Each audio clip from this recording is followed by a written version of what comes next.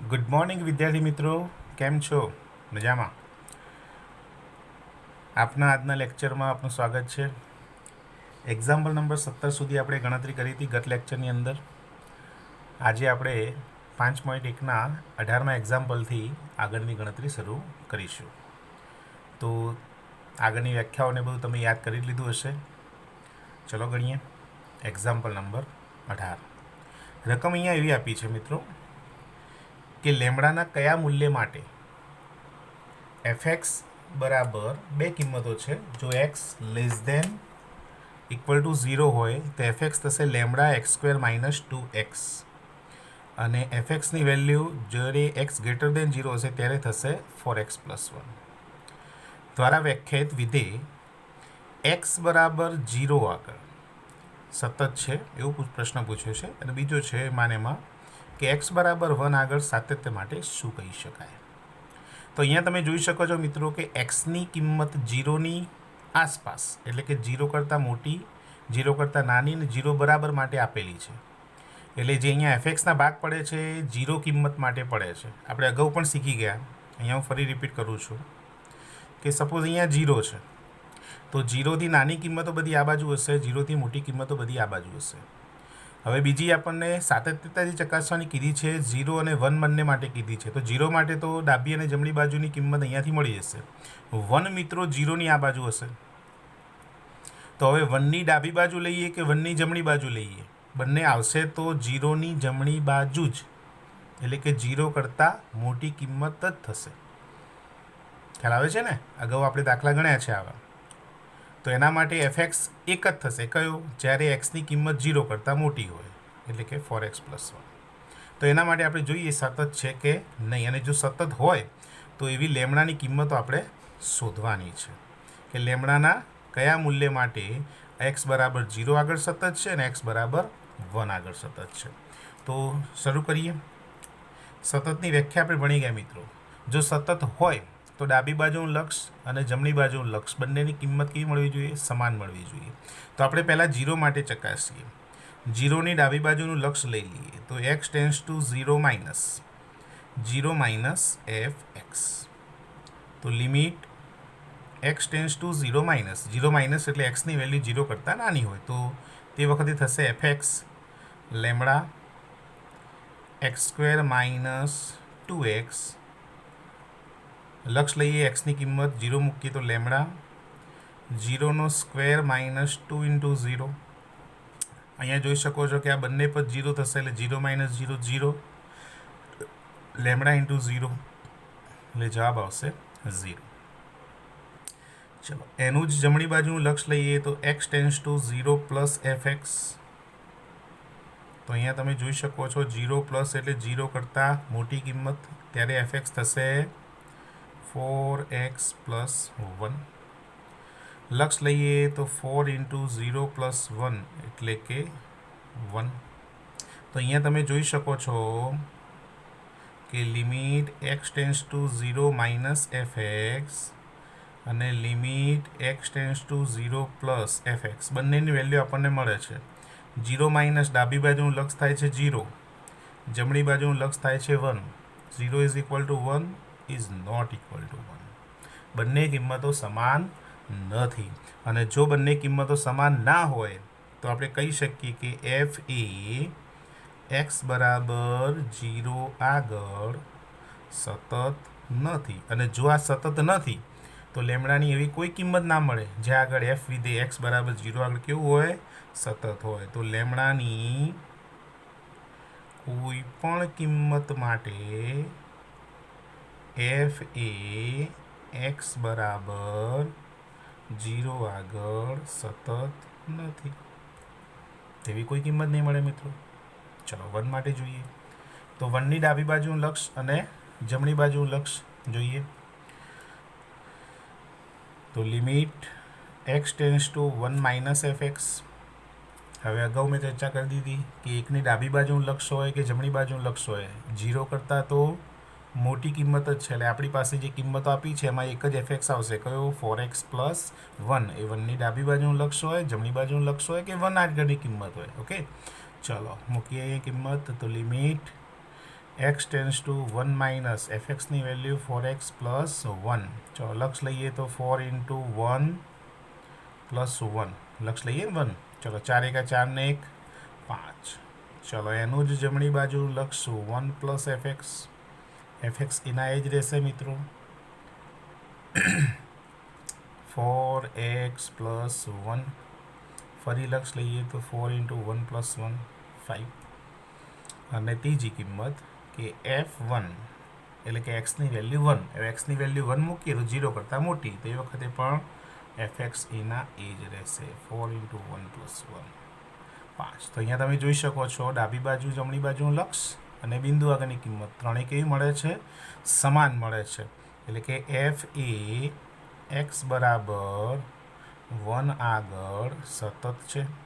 હવે તમે અહીંયા જોઈ શકો છો મિત્રો કે અહીંયા આગળ લેમડાની કોઈ વેલ્યુની અસર નથી. એટલે લેમડાની કિંમત કોઈ પણ મૂકીએ, આ ત્રણેય કિંમતો હંમેશા સમાન જ મળશે. તો એવું કહી શકાય કે લેમડાની દરેક કિંમત માટે એફ એ એક્સ બરાબર 1 આગળ કેવું છે? સતત છે. લેમડાની દરેક કિંમત માટે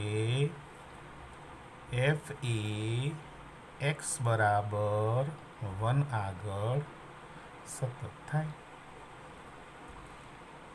ખ્યાલ આવી ગયો મિત્રો? ચાલો ત્યારબાદ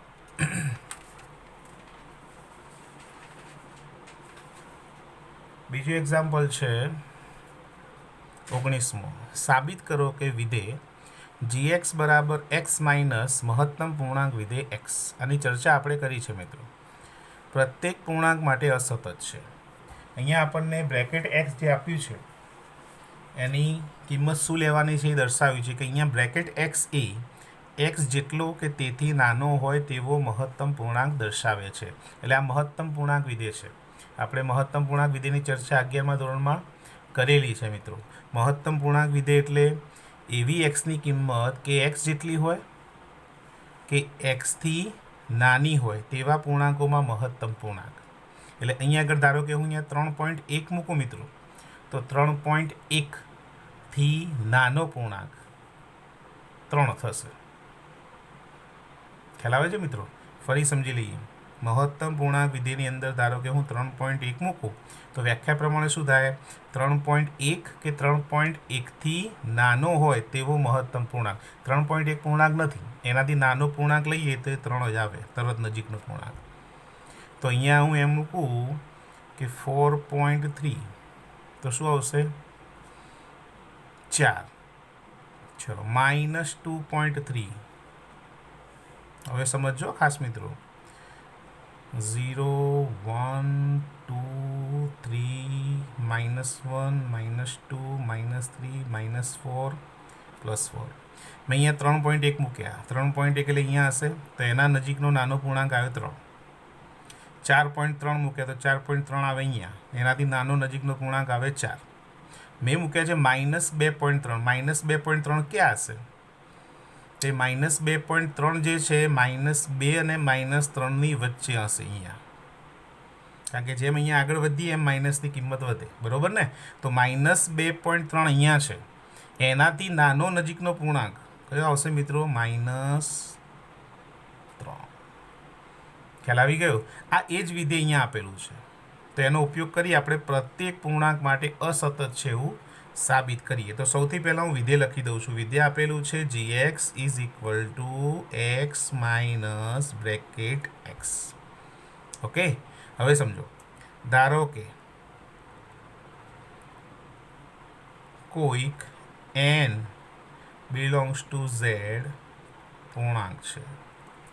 આપણે કોઈ એક પૂર્ણાંક લઈ લઈએ બિલોંગ્સ ટુ z, કારણ કે z પૂર્ણાંક સંખ્યાનો ગણ છે. તો એમાંની એક કિંમત લઈએ n અને એના માટે ચકાસીએ કે વિધેય સતત છે કે નહીં. તો આપણને સાબિત કરવાનું કીધું છે કે અસતત છે એવું બતાવો. તો n બિલોંગ્સ ટુ z માટે લઈને આપણે જોઈએ કે વિધેય અસતત છે કે કેમ.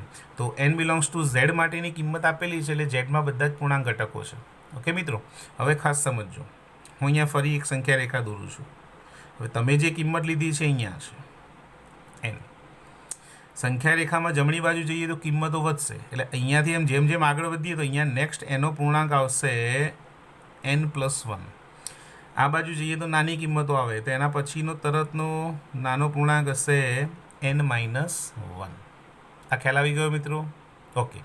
હવે આપણે જાણીએ છીએ કે n તરફ જવા માટેના બે રસ્તા, એક નાનાથી મોટા થઈને, બીજા મોટાથી નાના થઈને. એને આપણે ડાબી બાજુનું લક્ષ અને જમણી બાજુનું લક્ષ કહીએ છીએ. તો અહીંયા આગળ ખાસ સમજો મિત્રો કે જ્યારે આ બંને વચ્ચેની કિંમતો હું લઉં કે x બિલોંગ્સ ટુ n, તો x બિલોંગ્સ ટુ n માટે બે શક્યતા છે, x belongs to n minus ને x belongs to n plus, ડાબી બાજુ અને જમણી બાજુનું લક્ષ. તો અહીંયા આગળ જે કિંમતો હશે એ આ પ્રમાણે હશે, -1 less than equal to x less than n. જમણી બાજુની જે કિંમતો આવશે એ આ પ્રમાણે આવશે, n less than equal to x less than n plus 1. Okay, આ ખ્યાલ આવી ગયો આ બંને વચ્ચેની કિંમત? ઓકે, ચલો હવે હું લક્ષ લઉં છું n બિલોંગ્સ ટુ z માટે. તો સૌથી પહેલાં તો સમજી લો કે એફ એનની વેલ્યુ જેની આપણે જરૂર પડશે, તો એફ એન એટલે કે x બરાબર n મૂકવાના, તો સોરી g છે વિધે જી એન, તો જી એક્સ બરાબર x માઇનસ બ્રેકેટ x, તો જી એન બરાબર n માઇનસ બ્રેકેટ n. હવે બ્રેકેટ એનનો મતલબ શું કે n અથવા nથી નાના પૂર્ણાંકોમાં સૌથી મોટો પૂર્ણાંક, પણ n તો પોતે પૂર્ણાંક છે જ મિત્રો, તો એની વેલ્યુ તો એ જ આવી જશે. તો n માઇનસ બ્રેકેટની વેલ્યુ n એટલે n માઇનસ n 0 થશે. આને આપી દઈએ નંબર 1. ઓકે, ચલો બીજી એક કિંમત શોધીએ એની ડાબી બાજુનું લક્ષ. તો limit x tends to n minus, હવે સમજો ખાસ, limit x tends to n minus gx. હવે n માઇનસ એટલે ડાબી બાજુનું લક્ષ, ડાબી બાજુનું લક્ષ એટલે n કરતાં નાની કિંમત, n કરતાં નાની કિંમત, તો xની વેલ્યુ એ n માઇનસ 1થી nની વચ્ચે અથવા n માઇનસ 1 જેટલી હશે. n તો નથી જ, n હોય એના માટેની કિંમત આવી ગઈ 0. ઓકે, તો gxની વેલ્યુ માટે અહીંયા આગળ જે વિધેય આપેલું છે એની કિંમત મૂકીએ તો શું છે વિધેય? તો limit x tends to n minus x minus bracket x. હવે અહીંયા ખાસ સમજો મિત્રો, gxની વેલ્યુ મૂકી દીધી, હવે લક્ષ લેવાનું થાય તો ડાબી બાજુનું લક્ષ, ડાબી બાજુનું લક્ષ એટલે n કરતાં નાની કિંમત, n કરતાં નાની કિંમત એટલે n કરતાં નાના પૂર્ણાંકો જે છે એમાંનો સૌથી મોટો પૂર્ણાંક. તો એ તમે જોઈ શકો છો, આના પરથી મળી જશે. શું આવે મિત્રો? x tends to n minus, તો અહીંયા તો n આવશે લક્ષ લઈએ એટલે, માઇનસ મહત્તમ વિધેયની વ્યાખ્યા પ્રમાણે અહીંયા કિંમત આવશે n માઇનસ 1. સમજણ પડી મિત્રો? ફરી સમજી લો, એક્સની વેલ્યુ n લક્ષ પ્રમાણે, અહીંયા લક્ષ લઈએ તો ડાબી બાજુનું લક્ષ છે, ડાબી બાજુના લક્ષની વેલ્યુ એટલે n કરતાં નાની કિંમત, n કરતાં નાની કિંમત તો n પહેલાંનો સૌથી મોટો પૂર્ણાંક લઈએ તો કયો આવે મિત્રો? n minus 1. ઓકે, ચલો કૌંસ છોડી દઈએ તો n minus n minus minus plus 1 મળી ગયું. ચલો એનું જમણી બાજુની કિંમત શોધીએ, જમણી બાજુના લક્ષની. તો જમણી બાજુના લક્ષની વેલ્યુ લઈએ તો હવે સમજો ખાસ મિત્રો, x tends to n plus gx, gxની વેલ્યુ હું મૂકી દઉં છું, x tends to n plus gxની value x minus bracket x. હવે સમજો જમણી બાજુનું લક્ષ, જમણી બાજુનું લક્ષ એટલે n કરતાં મોટી કિંમત, તો n કરતાં મોટો તરત પૂર્ણાંક કયો આવે? n plus 1. તો અહીંયા આગળ કિંમત આવશે n પ્લસ 1 અને અહીંયા તો લક્ષ n જ થશે, તો n માઇનસ n પ્લસ 1. હવે ખ્યાલ આવી ગયો છે મિત્રો. ચલો કૌંસ છોડી દઈએ તો n minus n minus 1, n cancel થશે -1. તો અહીંયા તમે જોઈ શકો છો મિત્રો કે ત્રણેય કિંમતો જુદી મળે છે. x tends to n minus gx is not equal to limit x tends to n plus gx is not equal to gn. ત્રણેય કિંમતો કેવી છે? જુદી.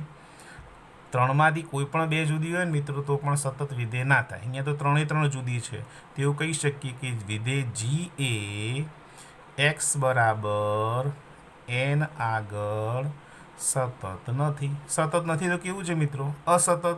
અસતત કયા બિંદુ આગળ? એન આગળ. એન શું છે? તો એન એ કોઈ પણ પૂર્ણાંક છે. તેનો મતલબ એ કે જી એ દરેક પૂર્ણાંક માટે અસતત છે. ખૂબ જ સરળ છે. અહીંયા ખાસ ધ્યાન રાખવાનું છે મહત્તમ પૂર્ણાંક વિધેયનું. તો વિડીયોને ફરી એકવાર રિવાઇન્ડ કરીને ના ખ્યાલ આવે તો જોઈ લેજો. ખૂબ સરળ છે. શાંતિથી જોશો તો યાદ રહી જ જશે. ઓકે, નોટ ડાઉન કરી લેજો. ત્યારબાદ જઈએ આગળના એક્ઝામ્પલ પર. તો આગળ જે એક્ઝામ્પલ આપેલું છે એમાં આપેલું છે 20માં f x x² minus sine x plus 5 દ્વારા વ્યાખ્યાયિત વિધેય એક્સ બરાબર પાઈ આગળ સતત છે. ચકાસવાનું છે. બિંદુ આપણને આપી દીધું છે પાઈ માટે. અહીંયા એફએક્સ માટે કોઈ શરત નથી આપી, તો આપણે એના માટેનું લક્ષ ડાબી અને જમણી બાજુનું ભેગું જ લઈશું, જે આપણે શરૂઆતમાં એક્ઝામ્પલ ગણ્યા હતા. તો અહીંયા એફએક્સ જે આપેલું છે આપણને x² minus sine x plus 5. ચલો સૌથી પહેલી વેલ્યુ શોધી નાખીએ, એફ પાઈ, જેની જરૂર પડશે. તો એફ પાઈ એટલે એક્સની જગ્યાએ પાઈ મૂકીએ તો પાઈ² માઇનસ સાઇન પાઈ પ્લસ 5. પાઈ² એમના એમ. સાઇન પાઈની વેલ્યુ તો એ તમે જાણો છો, સાઇન પાઈ 0, તો -0 પ્લસ 5 એટલે અહીંયા થશે પાઈ² પ્લસ 5. નંબર 1. હવે અહીંયા કોઈ શરત નથી આપી એટલે ડાબી અને જમણી બંને બાજુનું લક્ષ ભેગું લઈએ એટલે ભેગું લક્ષ થશે x → પાઈ, જેની અંદર પાઈ માઇનસ ને પાઈ પ્લસ બંનેનો સમાવેશ થાય છે. એફએક્સ, ચલો એફએક્સ એક જ છે આપણી પાસે, તો લિમિટ x → પાઈ એફએક્સની વેલ્યુ થશે x² minus sine x plus 5. લક્ષ લઈ લો તો ફરી કિંમત પાઈની, પાઈ² માઇનસ સાઇન પાઈ પ્લસ 5. પાઈ² એમના એમ. સાઇન પાઈ 0 પ્લસ 5, તો મળશે પાઈ² પ્લસ 5. તો 1 અને 2 બંનેની વેલ્યુ કેવી મળે છે મિત્રો? ખૂબ સરળ, બંને સમાન, અને બંને સમાન હોય તો લિમિટ x → પાઈ એફએક્સ બરાબર એફ પાઈ લખી શકાય. અને જો આ લખી શકાય તો આ તો સતત વિધેયની વ્યાખ્યાનું સમાધાન થઈ ગયું. તો લખી શકાય કે વિધેય એફ એ એક્સ બરાબર પાઈ આગળ કેવું છે? સતત છે. ખૂબ સરળ. ચલો આગળના એક્ઝામ્પલ પર જઈએ. આગળનું જે એક્ઝામ્પલ છે એ ઘણી બધી રીતે ગણી શકાય, પણ જે સરળ પડે એ ટોપિકનો મેથડનો આપણે ઉપયોગ કરીએ. તો અહીંયા રકમ આપણને આપેલી છે 21માં. આપણે એવી રીતે ગણીએ કે 21, 22 અને એના પછીનો કોઈ એક્ઝામ્પલ માટે પણ આપણે એનો ઉપયોગ કરી શકીએ. તો 21માં રકમ એવી આપી છે મિત્રો, તમે જોઈ શકો છો, નીચેના વિધેયોનું સાતત્ય ચર્ચો. તો આપણે આગળ એક્ઝામ્પલ ગણી ગયા કે વિધેય આપેલું હોય, સાતત્ય ચર્ચું હોય, તો આપણે કોઈ પણ એક બિંદુ ધારી લઈએ એ, અને એની ડાબી બાજુનું લક્ષ, એની જમણી બાજુનું લક્ષ, ને એ આગળની કિંમત આપણે શોધી દઈએ તો આપણને સાતત્યતા મળી જશે. એ પ્રમાણે ગણવું હોય તો આ 3 એક્ઝામ્પલ હું અલગ અલગ રીતે એ ધારીને ગણી શકું છું. અહીંયા આપણે બીજી એક મેથડનો ઉપયોગ કરીએ, જે શરૂઆતમાં મેં તમને લખાયા હતા કે કેટલાક વિધેયો એવા છે જે સતત છે, આપણે સ્વીકારવાના છે. એ વિધેયોનો ઉપયોગ કરીને પણ આ એક્ઝામ્પલ ખૂબ સરળતાથી ગણી શકાય છે. ઓકે, તો એ પ્રમાણે ગણીએ, કારણ કે એવાળા દાખલા આપણે આગળ ગણ્યા છે, તો એનો ઉપયોગ પણ તમે અહીં કરી શકો છો. અહીંયા હું આગળના જે નિયમો છે એનો ઉપયોગ કરીને ગણતરી કરીશ. તો અહીંયા સમજી લો મિત્રો ખાસ, તો જે એફએક્સ વિધેય આપેલું છે ત્રણેયમાં, એમાં અંદર જે વિધેયો આપેલા છે એમની વચ્ચેની બેઝિક ક્રિયાઓ આપી છે, સરવાળો, બાદબાકી અને ગુણાકાર. ઓકે, તો અહીંયા આગળ વિધેય સરખા છે, પણ અહીંયા એમની પ્રક્રિયાઓ જુદી જુદી છે. પહેલામાં સરવાળો છે, તો બીજામાં 2 વિધેયની બાદબાકી છે, તો અહીંયા 2 વિધેયનો ગુણાકાર છે. તો અહીંયા હું આ બંને વિધેયો જે છે એમને અલગ અલગ વિધેય તરીકે ધારી લઉં છું. ધારો કે hx બરાબર સાઇન એક્સ અને gx બરાબર cos x. બરોબર ને? hx બરાબર સાઇન એક્સ છે, gx બરાબર cos x છે. તો અહીંયા તમે સમજી શકો છો કે હવે મારું fx વિધેય શું થઈ ગયું? fx વિધેય થઈ ગયું hx પ્લસ gx લખી શકાય. અહીંયા fx વિધેય શું થઈ ગયું? તો એ થઈ ગયું hx માઇનસ gx. અહીંયા fx વિધેય શું થઈ ગયું? તો hx ગુણ્યા gx. બરોબર ને? તો જો હવે સમજો મિત્રો ખાસ કે જો hx અને gx સતત વિધેય હોય તો આગળ આપણે જે તમને સતત વિધેયો લખાય એની અંદર બેઝિક ક્રિયાઓવાળા વિધેયો પણ સતત થાય. એટલે કે કોઈ પણ બે વિધેય જો સતત હોય તો એમની વચ્ચેનો સરવાળો, બાદબાકી, ગુણાકાર અને ભાગાકાર આ બધા જ વિધેયો પણ કેવા થાય? સતત થાય. એટલે અહીંયા સમજો કે જો HX અને GX સતત હોય તો એનું સરવાળાની બનતું વિધેય જે છે એ પણ કેવું થાય? સતત થાય. અને જો આ સતત હોય તો FX સતત થઈ જશે. ખ્યાલ આવે છે મિત્રો? એ જ પ્રમાણે બાદબાકી માટે ને એ જ પ્રમાણે ગુણાકાર માટે. તો સૌથી પહેલાં તો મારે આ બંને વિધેયો સતત છે કે નહીં એ ચકાસવા પડે. તો એની ગણતરી તો આપણે શીખી ગયા છીએ. સૌથી પહેલાં લઈએ HX બરાબર sin x. એના માટે હું બિંદુ ધારી લઉં છું. ધારો કે કોઈક A બિલોંગ્સ ટુ R. ચલો, A બિલોંગ્સ ટુ R માટે સૌથી પહેલી HA ની વેલ્યુ. HA ની વેલ્યુ થશે મારી પાસે sin A. આને આપી દઉં નંબર 1. હવે એ જ બિંદુની ડાબી અને જમણી બાજુનું લક્ષ. તો limit x tends to A minus HX. Limit x tends to A minus HXની વેલ્યુ થશે sin x. હવે એની ડાબી બાજુનું લક્ષ એટલે એ કરતાં નાની કિંમત. તો આપણે એ દાખલાઓ ગણી ગયા મિત્રો. Limit x tends to A minus. હવે સમજો ડાબી બાજુનું લક્ષ હોય તો એક્સની વેલ્યુ કેટલી મૂકવાની હતી? ફરી રિપીટ કરું છું. એક્સની વેલ્યુ મૂકવાની હતી A માઇનસ H. એ કરતાં સૂક્ષ્મ નાના અને એ પ્લસ હોય તો એ કરતાં સૂક્ષ્મ મોટા. તો એ વખતે જો એક્સની વેલ્યુ હું A પ્લસ H કે E માઇનસ H મૂકું તો લિમિટ મારી બદલાશે. લિમિટ શું થશે? H ટેન્સ ટુ 0 અને સાઇન એક્સની વેલ્યુ આવશે E માઇનસ H. ખ્યાલ આવી ગયો મિત્રો? ઓકે, ચલો મૂકું છું અહીંયા. Limit H tends to 0 sine E minus H. અહીંયા ફરી લખું છું. ચલો, લક્ષ લઈએ તો H tends to 0. H tends to 0 લઈએ તો સાઇન E માઇનસ 0 એટલે થઈ જશે સાઇન E. આને આપી દઈએ નંબર 2. આવું જમણી બાજુના લક્ષ માટે પણ લઈ શકાય. x tends to A plus HX. HXની વેલ્યુ છે સાઇન x. ચલો, A પ્લસ એટલે એક્સની વેલ્યુ કેટલી આવશે? A plus H. એ વખતે લિમિટ ફરી થઈ જશે H tends to 0 sine E plus H. ચલો, Hની લક્ષ 0 લઈ લઈએ તો સાઇન E પ્લસ 0 શું થશે? Sine E. નંબર 3. તો અહીંયા તમે જોઈ શકો છો 1, 2 અને 3. જમણી બાજુ લક્ષ, ડાબી બાજુ લક્ષ અને બિંદુ આગળની કિંમત ત્રણેય કેવી મળે છે? સમાન મળે છે. તો લખી શકાય અહીંયા H એ x બરાબર A આગળ સતત છે. હવે એ શું છે? તો એ તો કોઈ પણ A બિલોંગ્સ ટુ R છે. એનો મતલબ આરની દરેક કિંમત માટે વિધેય કેવું થશે? સતત. તો H એ R પર સતત વિધેય છે. ઓકે, આવું જ હવે GX માટે લઈએ મિત્રો. તો GX માટે લઈશું તો તમે જોઈ શકો છો GX વિધેય. તો GX બરાબર હતા cos x. ચલો, એના માટે પણ એ બિંદુ ધારી લઈએ. ધારો કે કોઈક A બિલોંગ્સ ટુ R માટે. હવે સમજો. ચલો, સૌથી પહેલી એ બિંદુ આગળની કિંમત GA. તો GAની વેલ્યુ થઈ જાય cos A. એને આપી દઈએ નંબર 1. એ જ સ્ટેપ એ જ પ્રમાણે ગણતરી કરવાની છે, ખાલી વિધેય બદલાયું છે મિત્રો. ચલો, limit x tends to A minus GX. ચલો, GXની વેલ્યુ કેટલી મિત્રો?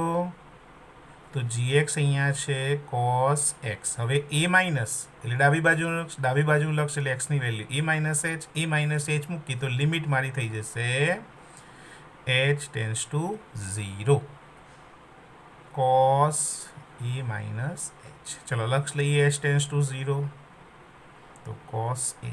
નંબર 2. ચલો, એ જ પ્રમાણે જમણી બાજુનું લક્ષ લઈએ તો A પ્લસ GX.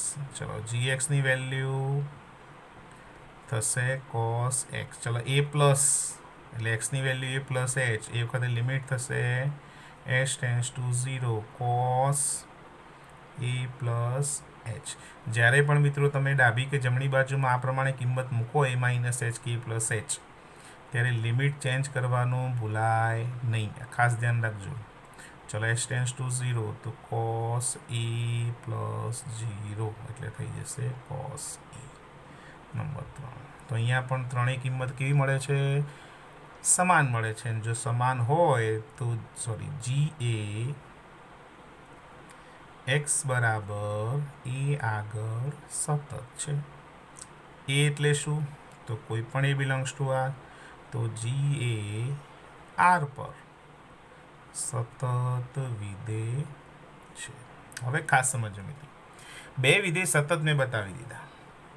હવે આગળ આપણે ભણી ગયા કે જો બે વિધેય સતત હોય તો બંનેનો સરવાળો પણ સતત વિધેય થાય, એટલે કે બંને વિધેયનો સરવાળો પણ સતત વિધેય થશે. તેનો ઉપયોગ કરીએ. હવે સમજો, પહેલો દાખલો એ. તો એ તમને આપેલું છે એફ એક્સ બરાબર sine x plus cos x, બરાબર ને? તો અહીંયા આગળ એચ એક્સ જે લીધા હતા એ લીધા હતા સાઇન એક્સ. તો એચ એક્સ વિધેય સતત છે આપણે સાબિત કરી દીધું. એચ એક્સ બરાબર સાઇન એક્સ એ સતત વિધેય છે. બીજું લીધું જી એક્સ કોસ એક્સ. તો કોસ એક્સ એ પણ કેવું મળ્યું આપણને? સતત વિધેય છે. અહીં જોઈ શકો છો એચ એક્સ અને જી એક્સ સતત છે. તો બંનેનો સરવાળો લઈશું મિત્રો, H X plus G X એટલે કે sine x plus cos X. એ પણ કેવું થાય? સતત થાય. અને જો આ સતત હોય તો આ તો કોની વેલ્યુ થઈ ગઈ? F x. તો એફ એક્સ એ પણ કેવું થાય? સતત થાય. થઈ ગયું એક્ઝામ્પલ પૂરું. તો આગળ બે ગણતરી કરી એનો ઉપયોગ કરીને પાછળના ત્રણે જવાબ તમે લખી શકો છો. આ જ પ્રમાણે હવે બી. તો બીમાં એફ એક્સ શું આપ્યું છે મિત્રો? તેમાં આપ્યું છે sign X minus cos x. તો ત્યાં આગળ તમે જોઈ શકો છો એચ એક્સ બરાબર સાઇન એક્સ એ સતત વિધેય છે. બીજું લીધું આપણે જી એક્સ બરાબર કોસ એક્સ, એ પણ સતત વિધેય છે. હવે આગળ જે સાબિતી આપી એનો સીધો ઉપયોગ જ કરવાનો છે અહીંયા. તો એચ એક્સ અને જી એક્સ સતત છે તો આપણે શીખી ગયા કે જો બે વિધેય સતત હોય તો બંને વિધેયની બાદબાકી એ પણ કેવી થાય? સતત થાય. ઓકે. અને જો આ સતત હોય તો H X minus G X એટલે કે sine X minus cos X એ સતત થાય. Sine X minus cos X એ તો કોની વેલ્યુ છે? એફ એક્સની. તો એફ એક્સ એ સતત વિધેય થાય. હવે તમને સમજણ પડી ગઈ હશે કે ત્રીજામાં આપણે શું કરવાનું છે. તો સી એ આપેલું છે એફ એક્સ બરાબર સાઇન એક્સ ગુણ્યા કોસ એક્સ. તો એચ એક્સ બરાબર સાઇન એક્સ એ સતત વિધેય છે. જી એક્સ બરાબર કોસ એક્સ એ પણ તમે સાબિત કર્યું કે સતત વિધેય છે. તો આગળ લખાવેલી વ્યાખ્યા પ્રમાણે જો બે વિધેય સતત હોય તો બંનેનો ગુણાકાર એટલે કે H X into G X એ પણ કેવું થાય?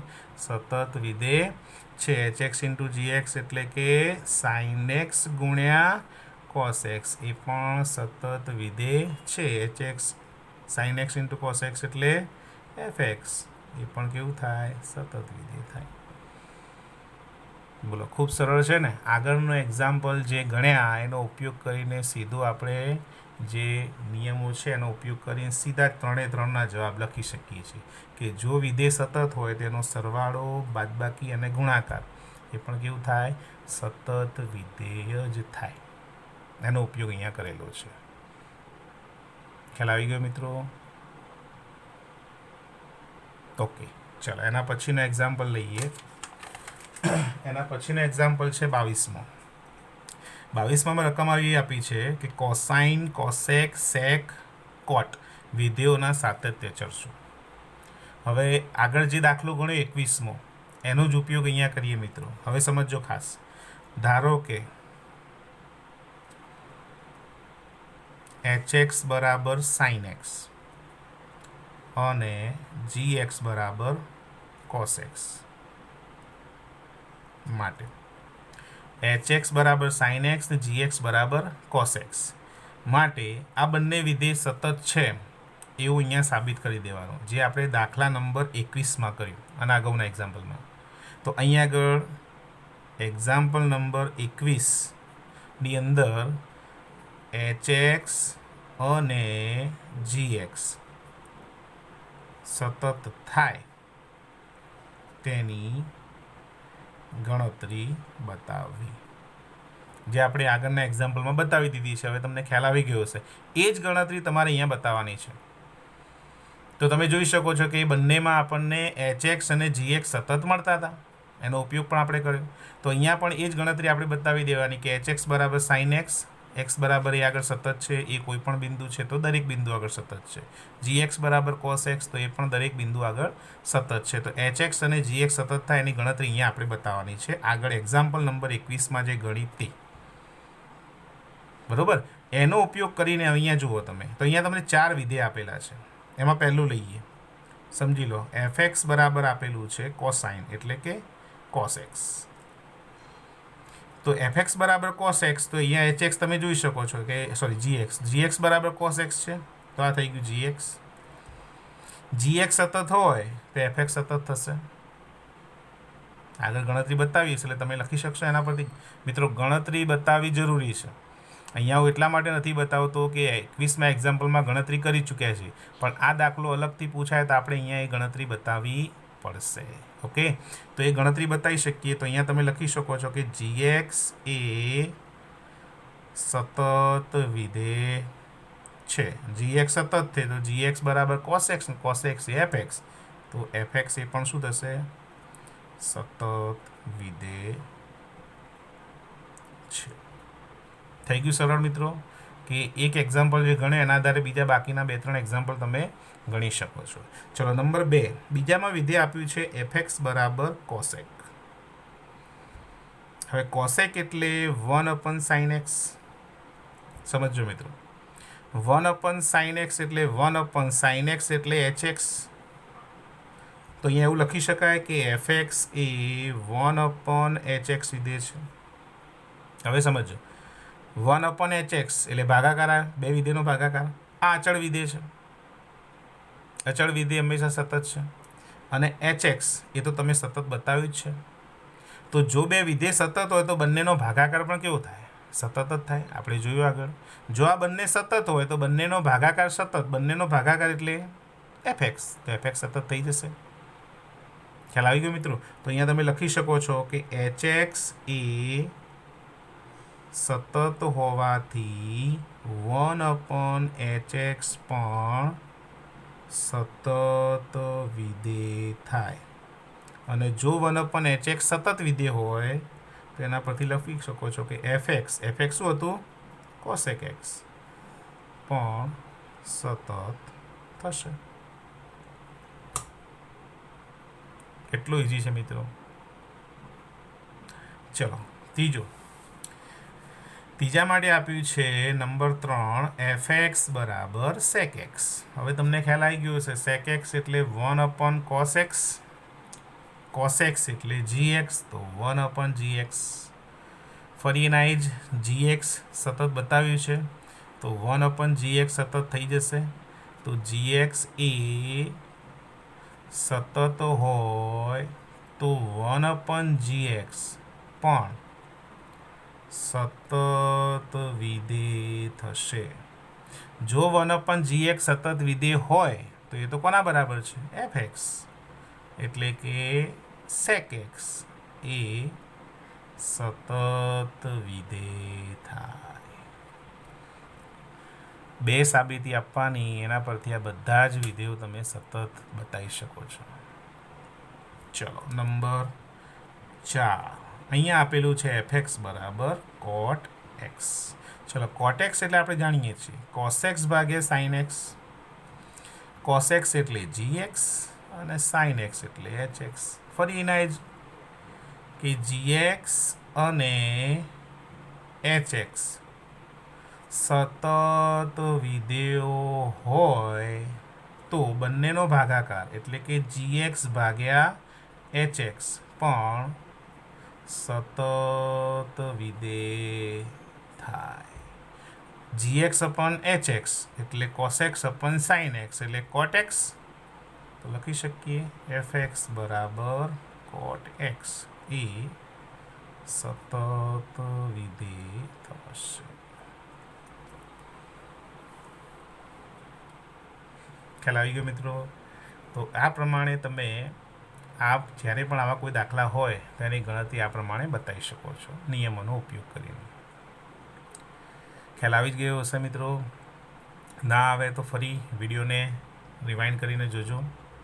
અને જે મિત્રો નવા જોડાયા છે એ ફરી અમારી ચેનલને લાઇક અને સબસ્ક્રાઈબ કરી દેજો અને બેલ આઇકોન પર ક્લિક કરી દેજો.